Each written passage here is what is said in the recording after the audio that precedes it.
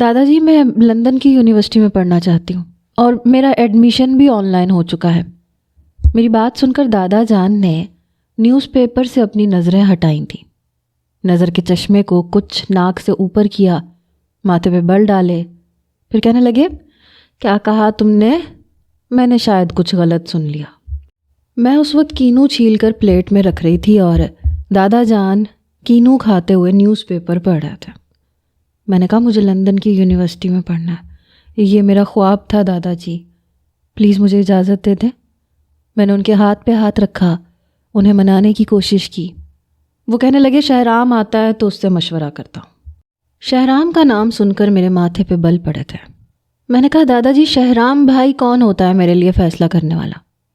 دادا جی نے مجھے گھور کے دیکھا، کہنے لگے بڑا ہے تم سے، تمیز سے بات کیا کرو۔ میں اپنا غصہ پی کے رہ گئی۔ میں نے کہا دادا جی مجھے لندن جا کے پڑھنا ہے۔ وہ کہنے لگے دانیہ بس، میں اس موضوع پہ مزید بات نہیں کرنا چاہتا، میں شہرام سے مشورہ کر کے ہی پھر تمہیں جواب دوں گا۔ میں اپنا غصہ پیتے ہوئے وہاں سے اٹھ کر کھڑی ہو گئی، پھر اپنے کمرے میں آ گئی۔ پتہ نہیں دادا جی نے اس شہرام نامی مصیبت کو کیوں میرے سر پہ مسلط کر رکھا تھا۔ زندگی میری تھی تو فیصلہ کرنے والا وہ کون ہوتا تھا؟ پتہ نہیں دادا جی نے اسے اتنا سر پہ کیوں چڑھا رکھا تھا۔ چلو اگر چڑھا بھی رکھا تھا تو اپنے سر پہ رکھتے، میرے سر پہ سوار کیوں کر رہے تھے؟ ہر وقت میرے سر پہ کسی آفیسر کی طرح وہ حکم چلاتا رہتا تھا۔ اب وہ رات کو آئے گا، کھانے کے ٹیبل پہ اکڑ کے بیٹھے گا، پھر دادا جان بادشاہ محترم کے سامنے میرا کیس پیش کریں گے اور وہ اپنی بڑی سی گردن نفی میں ہلا دے گا اور کہے گا کوئی ضرورت نہیں ہے۔ میں اپنا دل جلائے بیٹھی تھی۔ شام کے بعد میں کمرے سے باہر گئی ہی نہیں، ورنہ میں چائے بھی دادا جان کے ساتھ ہی پیتی تھی۔ اس دنیا میں میرا دادا جان کے علاوہ تھا ہی کون؟ ایک دادا جان تھے یا پھر ایک وہ تھا مسٹر کھڑوس، جس سے یوں تو میرا کوئی بھی رشتہ نہیں تھا، لیکن پتہ نہیں کیوں میرے دادا کو رشتے بنانے کا بڑا شوق تھا۔ بہرحال رات کو ڈنر کے وقت ملازمہ میرے کمرے میں آئی، کہنے لگی آپ کو دادا جان بلا رہے ہیں۔ میں نے کہا ان سے کہہ دو مجھے بھوک نہیں ہے۔ ملازمہ واپس چلی گئی۔ 5 منٹ بعد پھر آئی، کہنے لگی شہرام صاحب بلا رہے ہیں، وہ کہہ رہے ہیں کہ دانیہ سے کہو 2 منٹ کے اندر اندر ڈائننگ روم میں آئے۔ ملازمہ کی بات سن کے میرا خون اندر سے کھولنے لگا تھا۔ میں اٹھ کے کھڑی ہوئی، تیز قدم بڑھاتے ہوئے کمرے سے باہر آ گئی، سیدھی ڈائننگ روم میں پہنچی۔ وہ اس وقت اپنی پلیٹ میں چاول ڈال رہا تھا۔ کہنے لگا بیٹھو یہاں پہ۔ اس نے ایک کرسی کی طرف اشارہ کیا۔ دادا جان بھی وہیں بیٹھے تھے، حالانکہ وہ بڑے تھے، انہیں چاہیے تھا کہ وہ سامنے کرسی پر بیٹھتے، لیکن نہیں، اسے سر پہ چڑھا رکھا تھا۔ میں دادا جان کے بائیں جانب جا کے بیٹھ گئی۔ کہنے لگا کھانا کھاؤ، باقی باتیں بعد میں ہوں گی۔ میں نے آج تک اس شخص کو مسکراتے ہوئے نہیں دیکھا تھا، بس ایسے ہی دیکھا تھا، وہی اکڑی ہوئی گردن، بے تاثر چہرہ، ماتھے پہ وہی بل۔ میں نے چاولوں کی ڈش پکڑی اور بس تھوڑے سے چاول پلیٹ میں ڈالے۔ اس کی گھورتی نظریں مجھے زہر لگ رہی تھیں۔ میں نے جلدی جلدی کھانا ختم کیا۔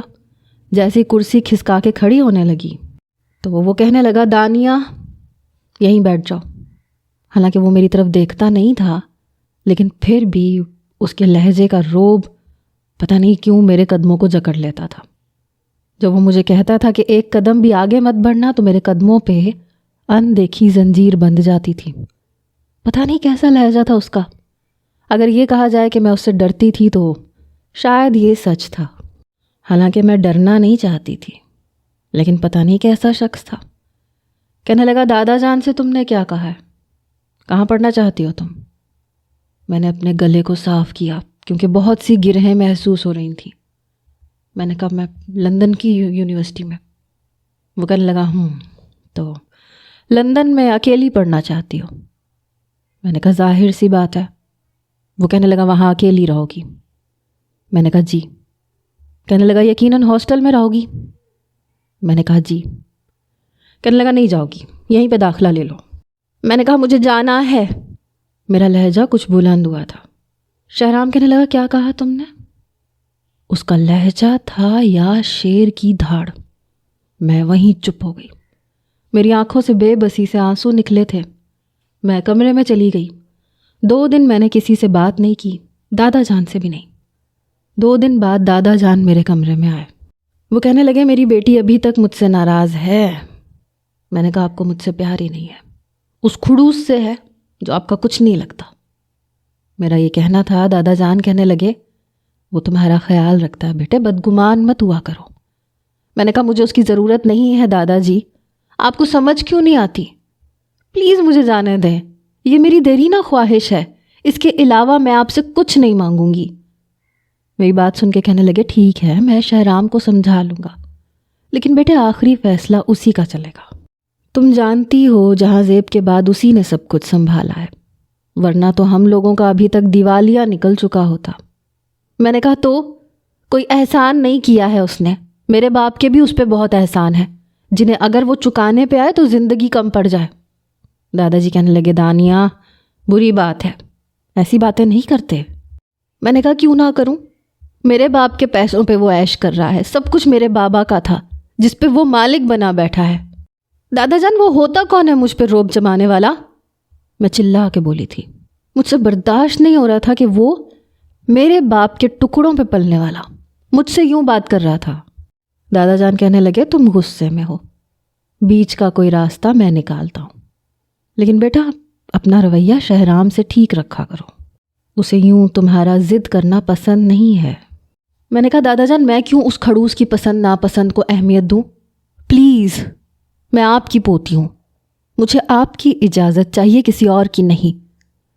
دادا جان کہنے لگے ٹھیک ہے، مجھے کوئی اعتراض نہیں ہے، لیکن میری ایک شرط ہے۔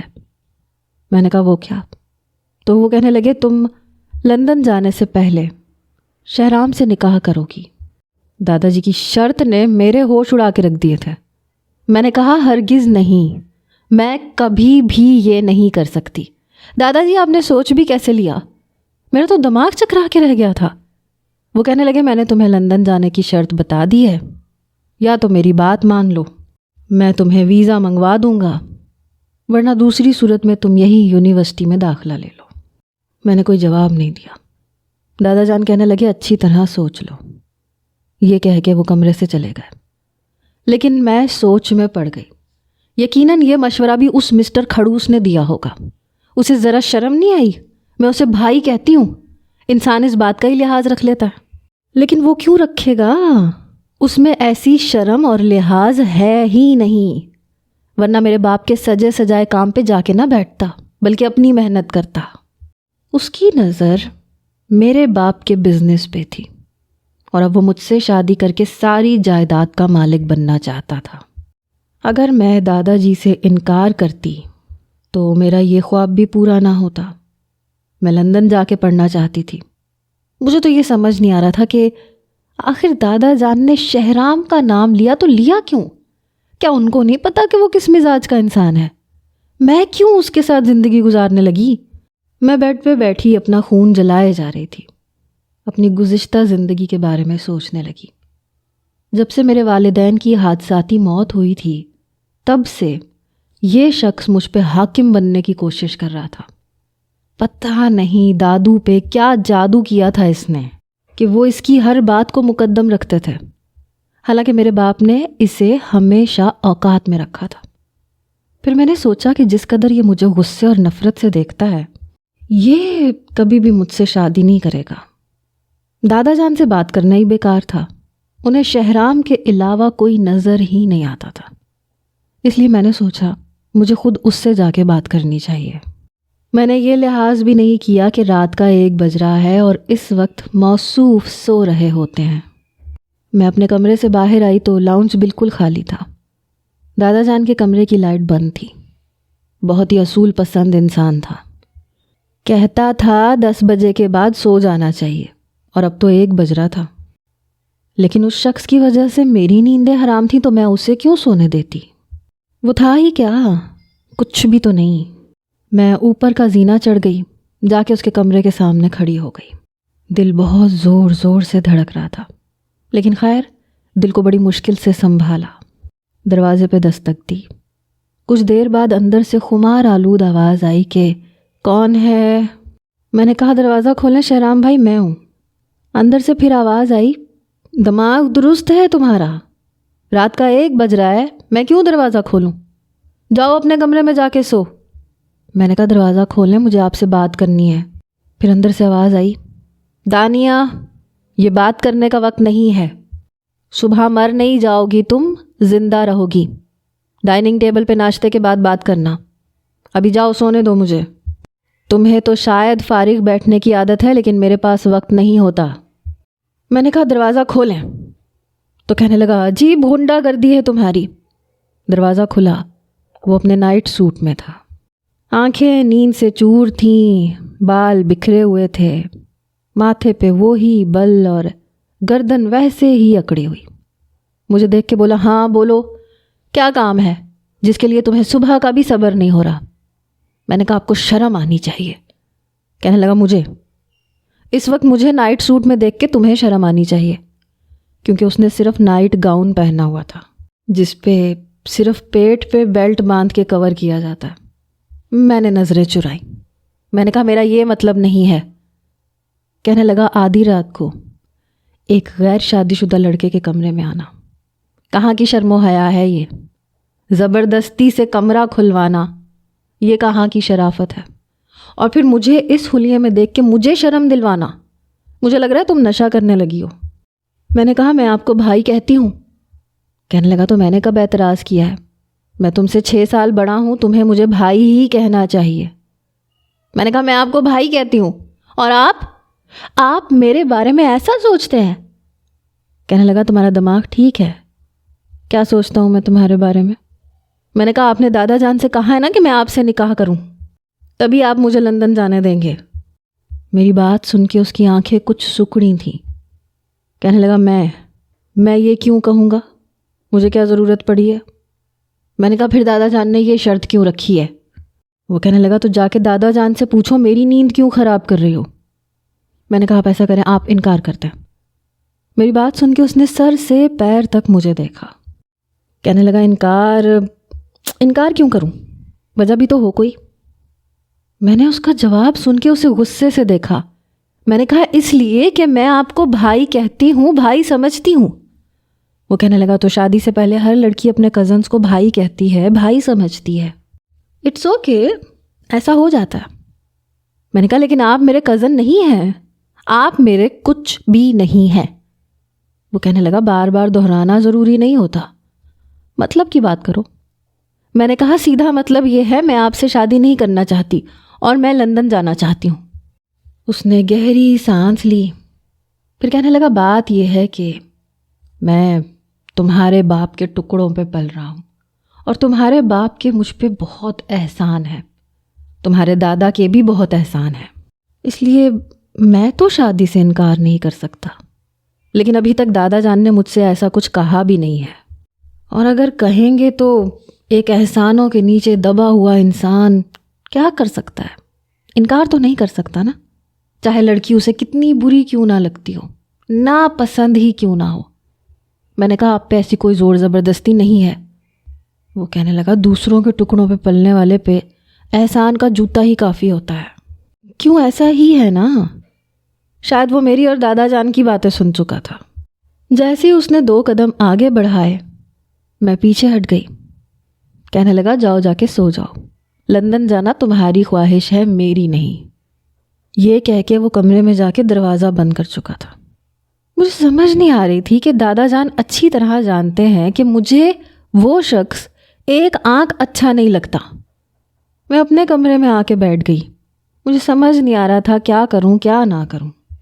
دن گزرتے جا رہے تھے اور میرے لیے لندن جانا بہت ضروری تھا۔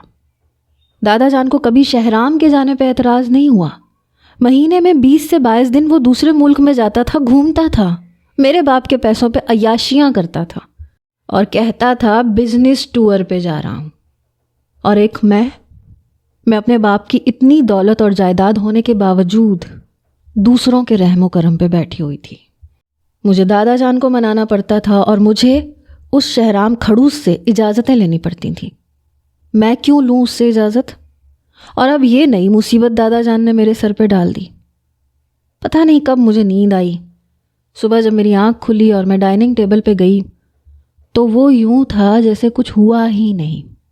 वैसे ही सूटेड बूटेड, गर्दन अकड़ा के नाश्ता कर रहा था। दादा जान से बातें कर रहा था। उसने एक नज़र भी मेरी तरफ उठा के नहीं देखा। वो कहने लगा, दादा जान 8 दिन बाद मुझे वापस जाना है। आप तो जानते ही हैं कि इस बिज़नेस को फैलाने की खातिर मुझे कितनी मेहनत करनी पड़ती है। दादा जान कहने लगे, मैं जानता हूँ, ठीक है तुम चले जाना। जैसे ही वो ऑफिस गया, मैंने दादा जान से कहा कि आप जानते हैं मैं पढ़ना चाहती हूँ, और फिर अगर मैं शहराम भाई से शादी कर लूँगी तो मेरी पढ़ाई तो बीच में रह जाएगी। आप खुद सोचें, ऐसा तो नहीं होता ना, 2 जिम्मेदारियां तो मैं नहीं संभाल सकती। वो कहने लगे, सिर्फ निकाह होगा, रुखसती नहीं होगी, और वो भी मैं इसलिए कर रहा हूँ क्योंकि तुम लंदन जाने की बहुत ज़िद कर रही हो, और मैं नहीं चाहता कि तुम ये समझो कि तुम्हारे बाप के बाद मैंने तुम्हारी ख्वाहिशात को पस्से पुश्त डाल दिया।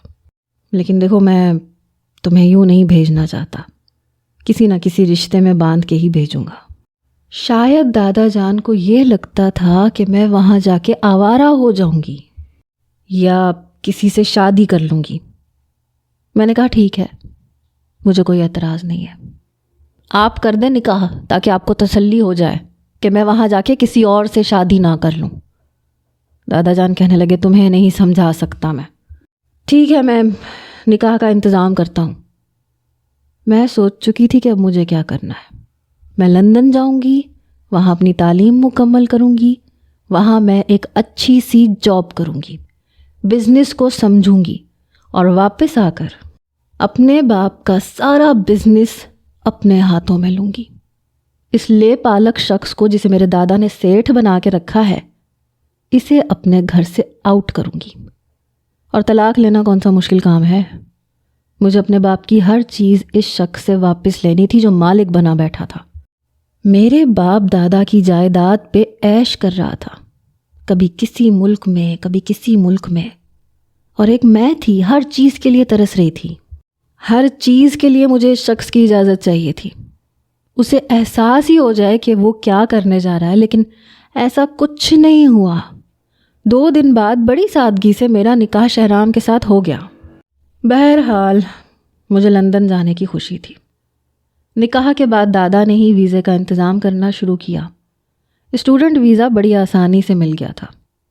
शहराम तब तक जा चुका था और मैं बेहद खुश थी क्योंकि मेरा वीज़ा बड़ी आसानी से लग गया था। दादा ने मेरी टिकट भी कटवा दी। पहली बार मैं अकेली लंदन जा रही थी। जिस यूनिवर्सिटी में मैंने अप्लाई किया था वो इंग्लैंड की साइड पे थी। जिस दिन मुझे सफ़र करना था मैं बेहद खुश थी। दादा जान के गले लग के मैंने उनका शुक्रिया अदा किया। जहाज़ का सफ़र भी बहुत अच्छा गुजरा क्योंकि मैं बहुत ही ज़्यादा खुश थी, बहुत एक्साइटेड थी। मैं अपने एतमाद को आजमाना चाहती थी कि मैं अकेली भी आउट ऑफ कंट्री सरवाइव कर सकती हूँ या नहीं। मैं सब कुछ प्लान कर चुकी थी। हॉस्टल में रहूँगी, सारा फोकस अपनी पढ़ाई पे करूँगी और एक कामयाब बिजनेस वूमेन बनूँगी और फिर इस शहराम नामी कांटे को अपने रास्ते से हटा दूँगी।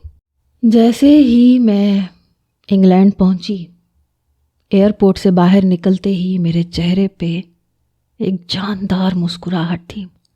ऐसे लग रहा था खुल के सांस ले रही हूँ। यहाँ खुल के सांस लेने का क्या लुत्फ़ है उसे महसूस कर रही हूँ, क्योंकि पिछले कई सालों से मुझे लग रहा था मैं कोई कैद की ज़िंदगी गुजार रही हूँ। लेकिन जैसे ही मेरी नज़र सामने खड़े शख्स पर पड़ी तो मेरी मुस्कुराहट गायब हो चुकी थी। शहराम सामने खड़ा था और मैं हैरान थी कि वो यहाँ क्या कर रहा है। वो मुस्कुराते हुए चलता हुआ मेरे पास आया, फिर मेरे हाथ से मेरे सामान की ट्रॉली ली और चलाने लगा। मैं तो हैरत से वहीं खड़ी की खड़ी रह गई। मुझे अपनी आंखों पे यकीन नहीं आ रहा था वो यहाँ कैसे आ सकता है। उसने पीछे पलट के देखा, फिर कहने लगा, यहीं खड़े रहने का इरादा है, घर नहीं चलोगी? मैंने कहा, घर? कौन सा घर? कहने लगा, मेरा घर जहाँ मैं रहता हूँ। मैंने कहा, शहराम भाई आप यहाँ रहते हैं? मुझे अभी भी यकीन नहीं आ रहा था। वो कहने लगा, मेरे ख्याल से मेरा और तुम्हारा निकाह हो चुका है, इसलिए ये भाई का लफ्ज़ हटा दो तो बेहतर होगा, क्योंकि मेरा बार बार निकाह करने का कोई इरादा नहीं है। एक ही निकाह निभा लूँ काफ़ी है। میرا جی چاہا میں اپنے بالوں کو نوچنا شروع کر دوں اور یہیں سے واپس بھاگ جاؤں۔ یہ شخص یہاں کیا کر رہا تھا؟ یقیناً دادا جی نے بھیجا ہوگا۔ چلو اگر بھیجا بھی ہے تو اس کا گھر یہاں کیوں تھا؟ ہوٹل کا کمرہ ہونا چاہیے تھا۔ وہ تو ویسے بھی کسی ایک جگہ ٹک کے نہیں رہتا تھا، اسے بزنس پھیلانا تھا، کبھی کہیں تو پھر یہاں کیوں؟ اب کیا وہ یہاں اپنا بزنس پھیلانا چاہتا تھا؟ کئی سوال تھے میرے دماغ میں اور جواب صفر۔ میں ابھی بھی وہیں کھڑی تھی۔ اس نے گہری سانس لی، ٹرالی وہیں چھوڑی، پیچھے آ گیا، پھر میرا ہاتھ پکڑا، مجھے ہوش کی دنیا میں واپس لایا، کہنے لگا چلو، پھر مجھے لے کے باہر آیا جہاں ایک گاڑی کھڑی تھی۔ میری یہ حیرت کی انتہا نہیں رہی جب میں نے اسے گاڑی ڈرائیو کرتے دیکھا۔ میرا سامان اس نے ڈکی میں رکھا، مجھے فرنٹ سیٹ پہ بیٹھنے کے لیے کہا اور پھر ڈرائیونگ سیٹ پہ بیٹھ کے گاڑی چلانے لگا۔ کہنے لگا مجھے نہیں پتا تھا کہ میری جاسوسی کی خاطر تم اتنا بڑا قدم اٹھا لو گی، یہ دیکھنے کے لیے کہ میں باہر جا کے کیا کرتا ہوں، کہاں رہتا ہوں۔ تم نے دادا جان کے سامنے لندن جانے کا اچھا بہانہ کیا، لیکن دادا جان نے پھنسا دیا، تمہیں بھی مجھے بھی، ہم دونوں کا نکاح کروا دیا۔ چلو ایک طرح سے تو اچھا ہی ہوا، تمہارے باپ کے بڑے احسانات ہیں نا مجھ پہ، ساری زندگی چکاتا رہوں گا میں اپنے آنسو ضبط کرنے کی کوشش کر رہی تھی۔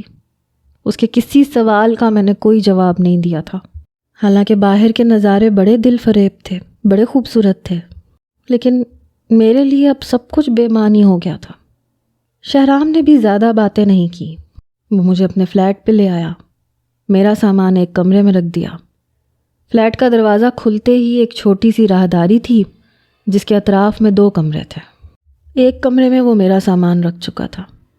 جیسے ہی چند قدم آگے بڑھے تو ایک چھوٹا سا لاؤنج تھا جہاں 7 سیٹر صوفہ رکھا ہوا تھا، سامنے سینٹر ٹیبل تھا اور اسی لاؤنج کے سامنے ایک بڑا سا ٹیرس بنا ہوا تھا اور ایک سائڈ پہ اوپن کچن تھا۔ میں وہیں صوفے پہ بیٹھ گئی، ایسے لگ رہا تھا میرے وجود میں جان ہی باقی نہ رہی ہو۔ میں جس شخص سے آزادی چاہتی تھی وہ یہاں بھی میرے سر پہ مسلط رہے گا۔ تب تک شہرام موبائل پہ دادا جان کو کال ملا چکا تھا۔ کہنے لگا دادا جان آپ کی پوتی خیریت سے یہاں پہنچ گئی ہے، یہ لیں بات کر لیں۔ یہ کہہ کے اس نے فون میری طرف بڑھا دیا۔ میں نے فون پکڑا، کان پہ لگایا، دادا جان کی چہکتی ہوئی آواز آئی، پہنچ گیا میرا بیٹا، کیسا لگا یہاں پہ تمہیں انگلینڈ؟ میں نے کوئی جواب نہیں دیا۔ وہ کہنے لگے دانیہ تم سے پوچھ رہا ہوں۔ میں نے کہا میں بہت تھک چکی ہوں، میرے سر میں بہت درد ہے، میں بعد میں بات کروں گی۔ یہ کہہ کے میں نے فون بند کر دیا۔ وہ مجھے ہی دیکھ رہا تھا، اپنا ایک ہاتھ اس نے پینٹ کی جیب میں رکھا ہوا تھا اور ایک میں موبائل پکڑا ہوا تھا۔ وہ کہنے لگا فریش ہونا چاہتی ہو تو ہو سکتی ہو، کچھ کھانا چاہو تو فریج میں فروزن آئٹمز موجود ہیں، فرائی کرنے کی زحمت خود کر لینا، کیونکہ میں اس طرح کی نوکری نہیں کرتا کہ تمہارے سامنے یہ سب کچھ پلیٹ میں پیش کروں۔ کافی بیٹر بھی موجود ہے، چاہے تو کافی بھی پی سکتی ہو، اور اگر اپنے لیے بناؤ تو 1 کپ میرے لیے بھی بنا دینا۔ یہ کہہ کے وہ اپنے کمرے میں چلا گیا۔ میرے آنسو بہنے لگے۔ بہتر ہوتا میں اس سے نکاح ہی نہ کرتی، اس سے زیادہ بہتر تو یہ ہوتا کہ میں یہاں آتی نہیں، پاکستان میں داخلہ لے لیتی۔ وہاں مجھے اس شخص کو صرف 8 یا 10 دن برداشت کرنا پڑتا تھا، اور یہاں اس نے کبھی بتایا ہی نہیں تھا کہ وہ انگلینڈ میں اپنے بزنس کی دھاک بٹھانا چاہتا ہے، وہاں کام کر رہا ہے، ورنہ میں یہاں آتی ہی نہیں۔ اس نے کبھی مجھے بتایا ہی نہیں تھا۔ باتوں باتوں میں نے کئی بار پوچھا تھا کہ شہرام بھائی آپ کہاں جاتے ہیں، کیا کرتے ہیں؟ کہنے لگا میں تمہیں بتانا ضروری نہیں سمجھتا، میں تمہارا جواب دہ نہیں ہوں، میرا جہاں دل چاہے گا میں جاؤں گا، تم سے پوچھ کے تھوڑی جاؤں گا یا تمہیں تھوڑی بتاؤں گا۔ ایسے ہی اکھڑ لہجے میں جواب دیتا تھا وہ۔ میں نے اپنے آنسو صاف کیے، اپنے کمرے میں آ گئی، نہا کے اپنے غم کو اور غصے کو کم کرنے کی کوشش کی۔ اس کے بعد باہر آ گئی، فریزر کھولا تو وہاں پہ فروزن آئٹمز موجود تھے۔ میں نے نگٹس نکالے، کباب نکالے، انہیں فرائی کیا، وہی کھانے لگی۔ کافی کی بھی طلب ہو رہی تھی، ٹھنڈ بھی بہت تھی، لیکن میں نے کافی نہیں بنائی کیونکہ میں اگر بناتی تو پھر مجھے اسے بھی دینی پڑتی، اسی لیے میں واپس اپنے کمرے میں آ گئی۔ میں سوچنے لگی میں اسے کہوں گی کہ مجھے یہاں نہیں رہنا، مجھے ہاسٹل میں رہنا ہے، وہ میری یونیورسٹی کے قریب ہے۔ ویسے بھی رات ہو چکی تھی اور میری آنکھوں میں تھکن کی وجہ سے نیند بھی اترنے لگی تھی۔ اگلی صبح جب میں اٹھی تو جیسے ہی کمرے سے باہر آئی وہ اپنے لیے ناشتہ بنا رہا تھا۔ مجھے دیکھ کے کہنے لگا گڈ مارننگ۔ میں نے کوئی جواب نہیں دیا۔ کہنے لگا اپنا ناشتہ تم خود بنا سکتی ہو، جو چاہے کرو، میرے خیال سے تو آج کا دن تم ریسٹ کرو، کل سے یونیورسٹی چلی جانا، اگر میری کسی ہیلپ کی ضرورت ہو تو میں دے سکتا ہوں۔ میں نے کہا جی نہیں، بہت شکریہ۔ کہنے لگا تمہاری مرضی ہے۔ کندھے اچکاتے ہوئے اس نے کہا اور اپنی کافی ٹیبل پہ رکھی، ساتھ میں کچھ سینڈوچز رکھے اور بیٹھ کے کھانے لگا۔ صبح کے 7 بج رہے تھے۔ میں نے کہا آپ کا آفس کتنے بجے کھلتا ہے؟ کہنے لگا میں نے تمہیں پہلے بھی کئی بار کہا ہے میری جاسوسی مت کیا کرو، میرے آنے جانے کی روٹین میرے علاوہ کوئی نہیں جانتا، میں کیا کرتا ہوں کیا نہیں کرتا اس کی خبر صرف مجھے ہی ہے، اور میں ضروری نہیں سمجھتا کہ میں تمہیں یہ بتاؤں۔ میں نے کہا مجھے جاننے میں دلچسپی بھی نہیں ہے، مجھے آپ سے بات کرنی ہے۔ کہنے لگا صرف تب تک کا وقت ہے جب تک میں ناشتہ کر رہا ہوں، بولتی جاؤ میں سن رہا ہوں۔ میں نے کہا مجھے یہاں نہیں رہنا، مجھے ہاسٹل میں رہنا ہے۔ کہنے لگا اتنی آزادی کی اجازت تو میں تمہیں نہیں دوں گا۔ میں نے کہا آپ کون ہوتے ہیں مجھے اجازت دینے اور نہ دینے والے؟ غصے سے میں پھٹ پڑی۔ کہنے لگا یہ اگر تم کل کو کہتی تو اچھی بھی لگتی، لیکن آج یہ بات تمہارے منہ سے بالکل بے معنی لگ رہی ہے۔ نکاح کے ایجاب و قبول سے اب میں تمہارا سب کچھ لگتا ہوں، تمہیں ہر کام کے لیے میری اجازت لینی پڑے گی، کیونکہ اب میں آفیشلی تمہارا شوہر ہوں۔ میں نے کہا جب نہیں تھے تو تب کون سا مجھ پہ حکم نہیں چلاتے تھے؟ کہنے لگا ہاں، تم جیسی سرپھری لڑکیوں کو آزادی دینے کے حق میں نہیں ہوں میں بالکل بھی۔ میں نے کہا میں نے کیا کیا ہے؟ کہنے لگا یہاں آ کے کیوں پڑھنا چاہتی تھی؟ کیا وجہ تھی؟ وہ بھی اکیلے؟ تم کیا سمجھتی تھی میں تمہیں اتنی آزادی دوں گا؟ میرا بس چلے تو تمہاری سانس بھی اپنے قبضے میں کر لوں، تمہیں سانس بھی تمہاری مرضی سے نہ لینے دوں۔ اس وقت اس کا لہجہ، اس کی آنکھیں کچھ اور ہی کہہ رہی تھیں۔ میں شروع سے اس سے ڈرتی تھی، لیکن آج سے پہلے میں نے اس کی ایسی آنکھیں نہیں دیکھی تھی۔ اس کی آنکھوں میں وحشت، نفرت، پتہ نہیں کیا تھا۔ وہ اپنے دانت کچکچاتے ہوئے بڑے غصے سے مجھے کہہ رہا تھا۔ میں چپ سی ہو گئی۔ پھر اس کا تنفس بگڑنے لگا، وہ گہرے گہرے سانس لینے لگا، مجھے یوں دیکھ رہا تھا جیسے میرا گلا گھونٹ دے گا۔ پھر اپنا چہرہ میرے چہرے کے قریب لے کے آیا، کیونکہ میں اس کے برابر میں ہی بیٹھی ہوئی تھی۔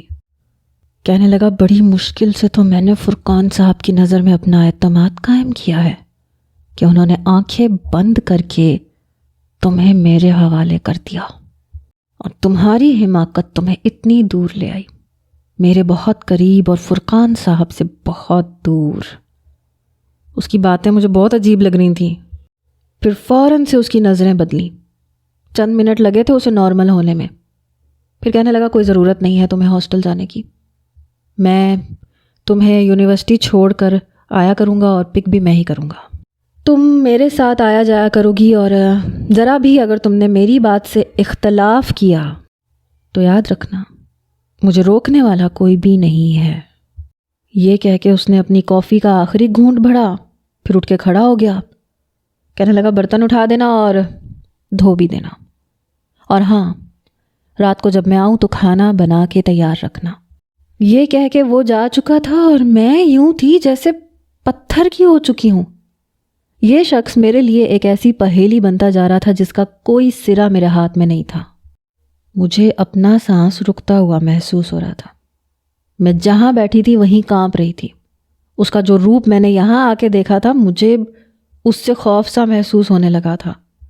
وہ کوئی بگ پلانر تھا، وہ کسی منصوبے کے تحت یہ سب کچھ کر رہا تھا، اور میرے دادا فرقان علی افندی اس لے پالک لڑکے کے ہاتھ مجھے سونپ چکے تھے، جس کی نہ ذات کا پتہ تھا نہ نسل کا پتہ تھا۔ اتنی بڑی غلطی میرے دادا نے کیسے کر دی؟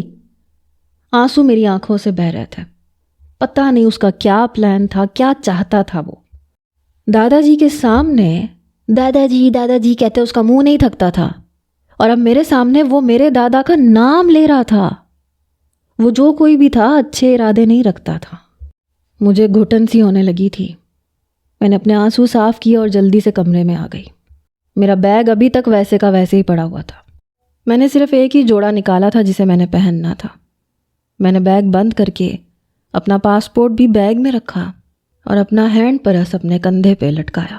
مجھے ہر صورت یہاں سے جانا تھا، لیکن جیسے ہی میں نے فلیٹ کا مین دروازہ کھولنا چاہا تو میرے ہوش اڑ گئے، کیونکہ دروازہ جی تو ریڈرز، پہلی ایپیسوڈ سے کون ہے جو اگلی سٹوری کا ٹھیک سے اندازہ لگا کے بتا سکے گا؟